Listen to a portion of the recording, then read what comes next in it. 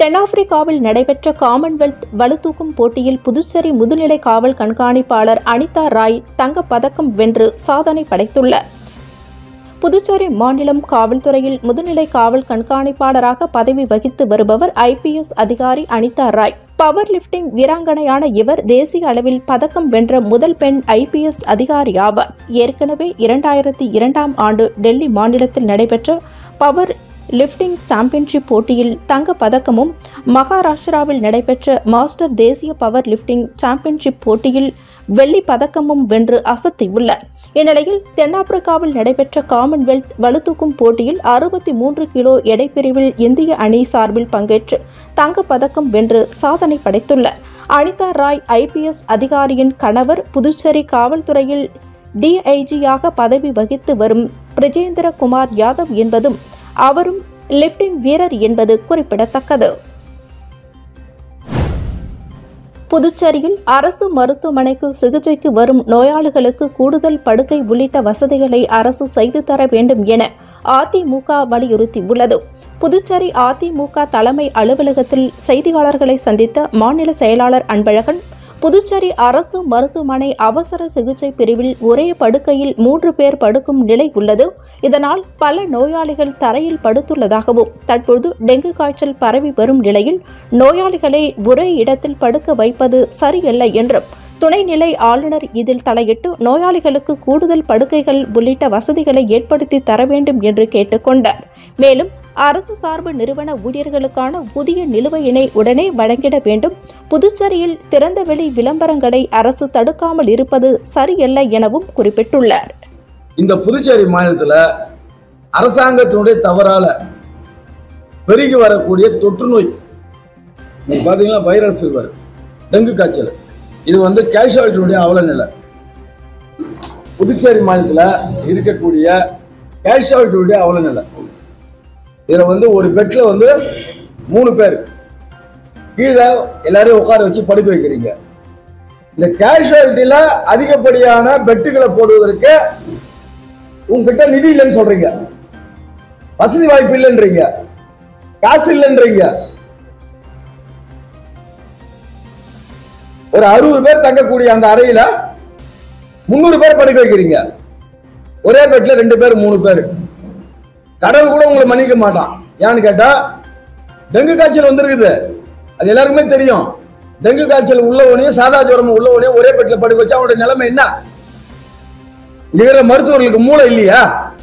மூளை இருக்குது அவங்களுக்கு, வேற வழி தெரியல. பாவம், அவங்க வர பேஷண்ட் கிட்ட திட்டு வாங்குறாங்க. ஏன் திட்டு வாங்குறாங்க? இந்த அரசாங்கத்துடைய தவறான முடிவால. ஒரு காலத்துல புதுச்சேரி தலைமை மருத்துவமனைனா அவ்வளவு பேரும் புகழுமா இருந்தது. இன்னைக்கு அதனுடைய நிர்வாகத்தை திட்டமிட்டு இந்த அரசாங்கம் சீர்குலைக்கிறீங்க. திட்டமிட்டு போதிய படுக்க வசதி கூட போட முடியாம உங்களுக்கு என்ன அப்படியேப்பட்ட இது? நீங்க அப்படியேப்பட்ட அப்பட்டக்கர் கவர்மெண்ட். நீங்க மக்களுடைய உயிர் சம்பந்தமான பிரச்சனை உங்களுக்கு என்ன விளையாட்டு? ஏன் விளையாடுறீங்க? ஏதோ ஒரு அறையில ஒரு 100 படுக்கை போடக்கூடாதா? எவ்வளவு இடம், எத்தனை பில்டிங் சும்மா சாத்தி போட்டு வச்சிருக்கீங்க? இப்ப அங்க ஒரு பீச் ரோட்ல போட்டீங்களா, ஒரே ஒரு கவர்னர் கோசம் போய் உட்காந்து பாக்குறீங்க. 12 கோடி செலவு பண்ணி சுத்தி 3 தடவை இது வரைக்கும் சுத்தி வந்தீங்க. ஒரு நாளைக்கு 300 பேர் கீழே படுத்துக்கிறான். அதை பத்தி இந்த அரசாங்கத்துக்கு அக்கறை இல்லை, சிந்தனை இல்லை. இந்த துணைநிலை ஆளுநர் அவர்கள் மக்கள் மீது அக்கறை இருந்தால் மருத்துவமனைக்கு உடல்நல கோளாறினால் வரக்கூடிய அனைத்து மருத்துவர்களுக்கும் முதலில் படுக்கை வசதியை அரசு சரியாக செய்துவிட்டு அதன் பிறகு நான் தங்குவதற்கு இடவசதி செஞ்சு கொடுக்கணும்னு சொல்லணும்.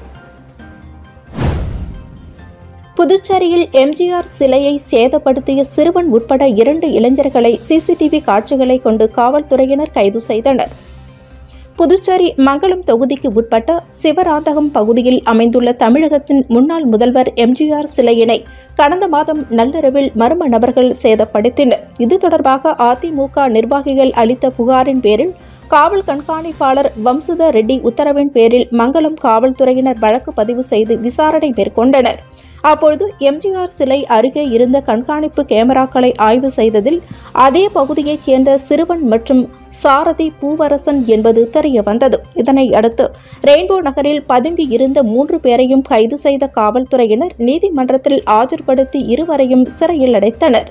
விசாரணையில் மது போதையில் எம்ஜிஆர் சிலையினை சேதப்படுத்தியது தெரிய வந்தது. மேலும் சிறுவனை சீர்திருத்த பள்ளியில் சேர்த்தனர்.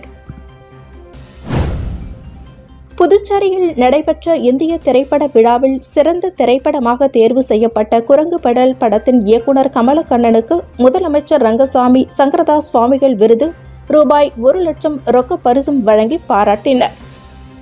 புதுச்சேரி அரசு செய்தி மற்றும் விளம்பரத்துறை, நவதர்ஷன் திரைப்பட கழகம் மற்றும் அலையன்ஸ் பிரான்சிஸ் இணைந்து ஆண்டுதோறும் இந்திய திரைப்பட விழாவை நடத்துவது வழக்கம்.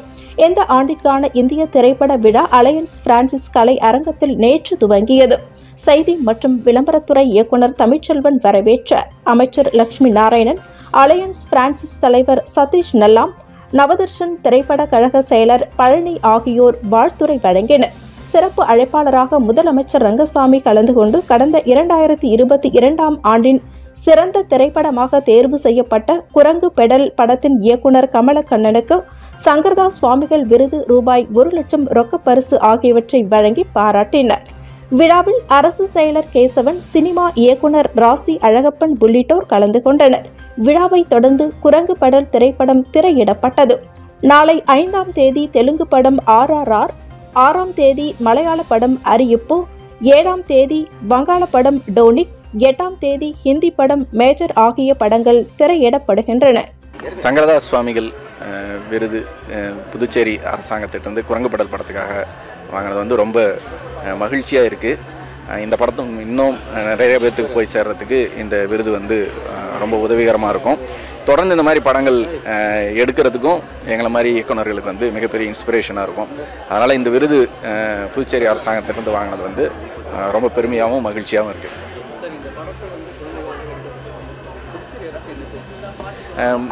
புதுச்சேரி அரசுக்கு இது குழந்தைகளுக்காக எடுக்கப்பட்ட படங்கிறதுனால பள்ளிகள்லேயும் கல்லூரிகள்லேயும் இந்த படத்தை திரையிடுறதுக்கு அரசு முன்னெடுத்து அதை கொண்டு போய் திரையிட்டால் ரொம்ப மகிழ்ச்சியாக இருக்கும். அதை நேரடியாக முதல்வர்கிட்டையும் கேட்டிருக்கேன். அவர் செஞ்சு கொடுக்குறேன்னு சொல்லியிருக்கிறாரு. அதனால் அது போய் சேரும்னு நம்புகிறேன் நான். இல்லை, இப்போ கம்பேரிட்டிவாக பெட்டராக இருக்குது. ரொம்ப வருஷங்களாக இல்லை. இப்போ இந்த வருஷத்தில் கிட்டத்தட்ட 4 குழந்தைகள் படம் வந்திருக்கு, 5 படங்கள் வந்திருக்கு. அதனால் இப்போ அதிகமாகிட்டு தான் இருக்குது. இன்னும் மக்கள் நிறையா பார்க்க அந்த படங்கள் நிறையா வரும். ஏன்னா இப்போ குழந்தைகள் படம் பார்க்குறாங்க. இப்போ கிட்டத்தட்ட இந்த படத்தை அமேசான் பிரைமில் 10 லட்சம் பேர் பார்த்துருக்காங்க இது வரைக்கும். அதனால் அது இன்னும் பரவலாக போக அதுக்கு ஒரு வியாபாரம் உருவாக நிறைய பேர் எடுப்பாங்க. இப்போவே எடுக்க ஆரம்பிச்சிட்டாங்க. போன வருஷத்துக்கு முந்தின வருஷத்தை விட இந்த வருஷம் படங்கள் பெட்டராக வந்திருக்கு. நிறைய குழந்தைகள் படம் வந்திருக்கு. இயக்குநர்களுக்கும் அதை நோக்கி ஒரு அண்டர்ஸ்டாண்டிங் வந்திருக்குன்னு நினைக்கிறேன். புதுச்சேரி மாநில காங்கிரஸ் கட்சி தலைவரும் பாராளுமன்ற உறுப்பினருமான வைத்திலிங்கம் பிறந்தநாள் விழா காரைக்காலில் இளைஞர் காங்கிரஸ் சார்பில் கொண்டாடப்பட்டது. புதுச்சேரி மாநில காங்கிரஸ் கட்சி தலைவர் வைத்திலிங்கம் பிறந்தநாளையொட்டி காரைக்கால் மாவட்ட இளைஞர் காங்கிரஸ் சார்பில் காரைக்கால் மைய பகுதியில் உள்ள ஏழை மாரியம்மன் கோவிலில் சிறப்பு அபிஷேக ஆராதனைகள் நடைபெற்றன. அதைத் தொடர்ந்து அன்னதானம் மற்றும் இனிப்புகள் வழங்கி கொண்டாடப்பட்டது. இளைஞர் காங்கிரஸ் மாவட்ட தலைவர் மா ரஞ்சித் தலைமையில் நடைபெற்ற நிகழ்ச்சியில் புதுச்சேரி மாநில காங்கிரஸ் கட்சி முன்னாள் தலைவர் AB சுப்பிரமணியன், மாவட்ட தலைவர் RB சந்திரமோகன், மாநில தலைவர் பஷீர், மாவட்ட மகிழா காங்கிரஸ் தலைவி நிர்மலா, வட்டார தலைவர்கள் மாறன், சுப்பையன், முஜ்பூர் ரஹ்மான், முரளி உள்ளிட்ட ஏராளமான காங்கிரஸ் கட்சியின் நிர்வாகிகள் கலந்து கொண்டனர். இதைத் தொடர்ந்து காரைக்காலில் மஸ்தான் சாஹிப் வலியுல்லா தர்காவில் சிறப்பு வழிபாடுகள் நடைபெற்று இனிப்புகள் வழங்கப்பட்டது. புதுச்சேரியில் அகில இந்திய என்ஆர் காங்கிரஸ் கட்சிக்கு புதிய நிர்வாகிகளை நியமிப்பது தொடர்பான ஆலோசனைக் கூட்டம் நடைபெற்றது. புதுச்சேரியில் கடந்த 2011ஆம் ஆண்டில் அகில இந்திய என்ஆர் காங்கிரஸ் கட்சி அமைக்கப்பட்டது. அதன் நிறுவன தலைவராக தற்போதைய புதுவை முதல்வர் N. ரங்கசாமி உள்ளார். இந்நிலையில் கட்சிக்கான முக்கிய நிர்வாகிகள் நியமிக்கப்படாமல் இருந்து வந்தனர். கடந்த மக்களவை தேர்தலில் என்ஆர் காங்கிரஸ் நிர்வாகிகள் ரீதியில் பிரச்சாரம் நடைபெறவில்லை என்றும் கூறப்பட்டது. இந்த நிலையில் புதுவை மாநில என்ஆர் காங்கிரஸ் நிர்வாகிகள் நியமனம் குறித்த ஆலோசனைக் கூட்டம் புதுச்சேரி கிழக்கு கடற்கரை சாலையில் உள்ள கட்சி அலுவலகத்தில் நடைபெற்றது. கட்சியின் மாநில செயலர் NSJ ஜெயபால் முன்னிலையில் நடைபெற்ற கூட்டத்தில் அமைச்சர்கள் தேனி ஜெயக்குமார், லட்சுமி நாராயணன், பேரவை துணைத் தலைவர் ராஜவேலு, சட்டமன்ற உறுப்பினர்கள் KSP ரமேஷ், பாஸ்கர் என்கின்ற தட்சிணாமூர்த்தி, லட்சுமிகாந்தன் மற்றும் மூத்த தலைவர்கள் பக்தவத்சலம் உள்ளிட்டோர் பங்கேற்றனர்.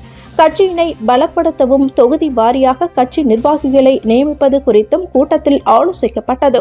மேலும் புதுச்சேரியில் உள்ள 30 சட்டப்பேரவை தொகுதிகளிலும் கட்சியின் பொறுப்பாளர்கள் கூட்டத்தை கூட்டவும் முடிவு செய்யப்பட்டது. BSNL 25ஆம் ஆண்டு துவக்க விழாவை முன்னிட்டு புதுச்சேரி BSNL சார்பில் விழிப்புணர்வு இருசக்கர வாகன பேரணி நடைபெற்றது. BSNL 25ஆம் ஆண்டு துவக்கத்தை முன்னிட்டு BSNL புதுச்சேரி சார்பாக இருசக்கர வாகன பேரணி நடைபெற்றது. இதில் BSNL புதிதாக அறிமுகப்படுத்தப்பட்டுள்ள சேவைகளான 4G, FTTH, வைஃபை, ரோமிங் போன்ற சேவைகளுக்கான விழிப்புணர்வு ஏற்படுத்தப்பட்டது. இதனை BSNL புதுச்சேரியின் முதன்மை பொது மேலாளர் திலகவதி கொடியசைத்து துவக்கி வைத்தார். இந்த பேரணியானது BSNL தலைமை அலுவலகத்தில் துவங்கி புதுவையின் பிரதான வீதியான புஸ்ஸி வீதி, திருவள்ளுவர் சாலை, காமராஜர் சாலை மற்றும் நேரு வீதி வழியாக சென்று BSNL அலுவலகத்தில் நிறைவு பெற்றது. புதுச்சேரி ஜிப்மரில் BSc நர்சிங் படிப்பிற்கு விண்ணப்பிக்கலாம் என அறிவிப்பு வெளியாகியுள்ளது. புதுச்சேரி ஜிப்மரில் BSc நர்சிங் படிப்பில் பெண்கள் 85, ஆண்கள் 9 என 94 இடங்களும், BSc அலைடு ஹெல்த் சயின்ஸ் பாடப்பிரிவுகள் 87 இடங்கள் என மொத்தமாக 181 இடங்கள் உள்ளன. இந்த இடங்களுக்கான மாணவர் சேர்க்கை ஆண்டுதோறும் நீட் தேர்வு மதிப்பெண் அடிப்படையில் நிரப்பப்பட்டு வருகிறது. இந்நிலையில் 2024-25ஆம் கல்வியாண்டு BSc நர்சிங் மற்றும் BSc அலைடு ஹெல்த் சயின்ஸ் பாடப்பிரிவுகளுக்கான மாணவர் சேர்க்கைக்கு ஜிப்மர் இணையதளத்தில் நேற்று முன்தினம் முதல் விண்ணப்பங்கள் பெறப்பட்டு வருகிறது. இப்பாடப்பிரிவுகளுக்கு ஆன்லைனில் விண்ணப்பிக்கும் தேதி வரும் அக்டோபர் 24ஆம் தேதி மாலை 4 மணிக்கு நிறைவடைகிறது. இதற்கு நீட் தேர்வில் தகுதி பெற்ற மாணவர்கள் ஜிப்மர் இணையதளத்தில் விண்ணப்பிக்கலாம். தகுதியான மாணவர்களின் பட்டியல் வரும் நவம்பர் 8ஆம் தேதியோ அல்லது அதற்கு முன்பாகவோ ஜிப்மர் இணையதளத்தில் வெளியிடப்படும். மாணவர் சேர்க்கைக்காக கலந்தாய்வு பின்னர் அறிவிக்கப்படும். நவம்பர் 25ஆம் தேதி முதல் வகுப்புகள் துவங்கும் என ஜிப்மர் நிர்வாகம் தெரிவித்துள்ளது. முதலியார்பேட்டை தொகுதிக்கு உட்பட்ட மூகாம்பிகை நகர் ஸ்ரீ சுப்பிரமணிய சுவாமி ஆலய திருப்பணிக்காக தொகுதி பாஜக பொறுப்பாளர் சத்யராஜ் ரூபாய் 1 லட்சம் நன்கொடையாக வழங்கினார். புதுச்சேரி மாநிலம் முதலியார்பேட்டை தொகுதிக்கு உட்பட்ட நயினார் மண்டபம் மூகாம்பிகை நகரில் புதிதாக அருள்மிகு திருச்செந்தூர் ஸ்ரீ சிவசுப்பிரமணிய சுவாமி திருக்கோவில் திருப்பணி நடைபெற்று வருகிறது. இந்நிலையில் பாரதிய ஜனதா கட்சி முதலியார்பேட்டை தொகுதி பொறுப்பாளரும் முன்னாள் நகரமன்ற உறுப்பினருமான சத்யராஜ் கோவில் திருப்பணிக்காக ரூபாய் 1 லட்சம் நன்கொடையாக ஆலய திருப்பணி நிர்வாகிகளிடம் வழங்கினர். அப்பொழுது பாஜக நிர்வாகி மீனாட்சி சுந்தரம், துரைராஜ், முரளி, கிருஷ்ணசாமி, சரவணன், கொளஞ்சியப்பர் மற்றும் ஆலய நிர்வாகிகள் ஆகியோர் உடனிருந்தனர். ராகுல் காந்தி தேசிய பேரவை சார்பில் காங்கிரஸ் கட்சியின் மாநில தலைவர் வைத்திலிங்கம் பிறந்தநாளையொட்டி நடைபெற்ற விழாவில் சிறப்பு விருந்தினராக முன்னாள் அமைச்சர் கந்தசாமி கலந்து கொண்டு கேக் வெட்டி ஏழை பொதுமக்களுக்கு அன்னதானம் வழங்கினார். ராகுல் காந்தி தேசிய பேரவை சார்பில் காங்கிரஸ் கட்சியின் மாநில தலைவர் வைத்திலிங்கம் பிறந்தநாள் விழா இன்று வெகு விமர்சையாக கொண்டாடப்பட்டது. ராகுல் காந்தி தேசிய பேரவை தலைவரும் ஊடக பிரிவு சேர்மனுமான RE சேகர் தலைமையில் பேரவை துணைத் தலைவரும் காங்கிரஸ் கட்சியின் பொதுக்குழு உறுப்பினருமான திரு வேங்கடம் முன்னிலையில் பாராளுமன்ற உறுப்பினர் வைத்திலிங்கத்திற்கு பேரவை நிர்வாகிகள் சால்வை அணிவித்து வாழ்த்து தெரிவித்தனர். அதைத் தொடர்ந்து அண்ணா சாலையில் நடைபெற்ற நிகழ்ச்சியில் முன்னாள் அமைச்சர் கந்தசாமி சிறப்பு விருந்தினராக கலந்து கொண்டு கேக் வெட்டி பொதுமக்களுக்கு அன்னதானம் வழங்கினர். இந்நிகழ்ச்சியில் டாக்டர் அருணாச்சலம், செயற்குழு உறுப்பினர் ரவிச்சந்திரன், ராஜீவ்காந்தி பஞ்சாயத்து ராஜ், சங்கதன் புஷ்பராஜ், தயாளன், முன்னாள் மாநில இளைஞர் காங்கிரஸ் செயலாளர் பிரபு, மாவட்ட ஊடக ஒருங்கிணைப்பாளர் மோகன்ராஜ், மாநில சிறுபான்மை பிரிவு துணைத் தலைவர் ஷியாம், முதலியார்பேட்டை காங்கிரஸ் பிரமுகர் புண்ணியமூர்த்தி உட்பட காங்கிரஸ் கட்சியினர்கள் கலந்து கொண்டனர். புதுச்சேரியில் கடந்த 5 மாதங்களில் தனியார் நிறுவனங்களின் பெயரை கூறி 132 பேரிடம் ரூபாய் 1,82 லட்சம் நூதன முறையில் மோசடி செய்யப்பட்டுள்ளதாக தெரிவிக்கப்பட்டுள்ளது. புதுச்சேரி சைபர் கிரைம் காவல்துறையினர் வெளியிட்டுள்ள எச்சரிக்கை பதிவில், பிரபல தனியார் வங்கிகள், நிதி நிறுவனங்களின் பெயரை கூறி குறைந்த வட்டியில் கடன் வாங்கி தருகிறோம் என மர்ம நபர்கள் பலரிடம் கூறி வருகின்றதாகவும், அதன்படி புதுச்சேரியில் கடந்த 5 மாதங்களில் 132 பேரிடம் ரூபாய் 1,82 லட்சம் மோசடி நடைபெற்றுள்ளது. திடீரென குறிப்பிட்ட வங்கியில் இருந்து கடன் வழங்கும் பிரிவின் மேலாளர் பேசுவதாக கூறுவதுடன் குறைந்த வட்டியில் உங்களுக்கு கடன் வாங்கி தருவதாகவும் மர்ம நபர்கள் உறுதியளிப்பார். மேலும் கடன் பெற ஜாமீன்தாரர்கள் தேவையில்லை என்றும் வங்கி பரிவர்த்தனையை வைத்து கடன் தருவதாக கூறுவர். காப்பீட்டு பதிவு, செயல்முறை கட்டணங்கள் என ஒவ்வொருவரிடமும் அவர்களுடைய அவசர தேவையை புரிந்து கொண்டு ரூபாய் 2000 முதல் ரூபாய் 16 லட்சம் வரை இணையதளம் மூலம் மோசடி நடைபெற்றுள்ளது. எனவே பொதுமக்கள் எச்சரிக்கையாக இருக்க வேண்டும் என காவல்துறையினர் தெரிவித்துள்ளனர். வில்லியனூர் கொம்யூன் மூலம் வில்லியனூர் தொகுதியில் நடைபெற வேண்டிய வளர்ச்சிப் பணிகள் குறித்து அதிகாரிகளுடன் எதிர்க்கட்சித் தலைவர் சிவா ஆலோசனை நடத்தினர். வில்லியனூர் சட்டமன்ற தொகுதியில் வில்லியனூர் கொம்யூன் மூலம் மேற்கொள்ளப்பட வேண்டிய வளர்ச்சிப் பணிகள் குறித்த ஆலோசனைக் கூட்டம் வில்லியனூர் சட்டமன்ற உறுப்பினர் அலுவலகத்தில் இன்று காலை நடைபெற்றது.